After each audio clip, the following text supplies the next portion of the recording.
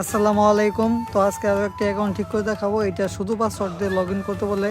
তার আগে আপনাদেরকে কিছু আপডেট দিই। 16 তারিখে নতুন আপডেট আসবে। এই সময় কিপ ইউর অ্যাকাউন্ট সেভ সমস্যাটা এইটার নতুন কিছু ফিউচার নিয়ে আসতে পারে, যে এটা ঠিক করার মতো মানে অনেক দিন ধরে সমস্যাটা আছে, এটা ঠিক করার নতুন রাস্তা দিতে পারে।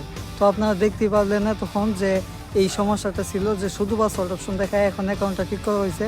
তো এখন আপনাদেরকে ফরগেট দিয়ে দেখাবো যে অ্যাকাউন্টটাতে এখনও পাসওয়ার্ড অপশন দেখায় নাকি হোয়াটসঅ্যাপ অ্যাড করা হয়েছে।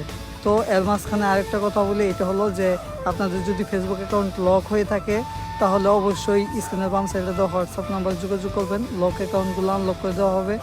আর দেখতে পারলেন যে এইটাই ওই অ্যাকাউন্ট যেটা শুধু পাসওয়ার্ড অপশন ছিল, কিন্তু এখন ঠিক করা হয়েছে।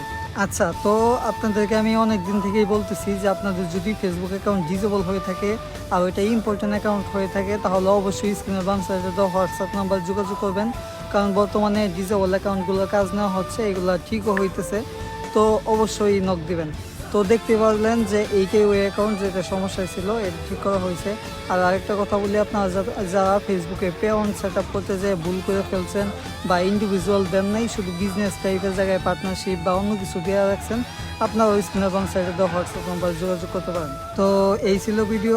ধন্যবাদ।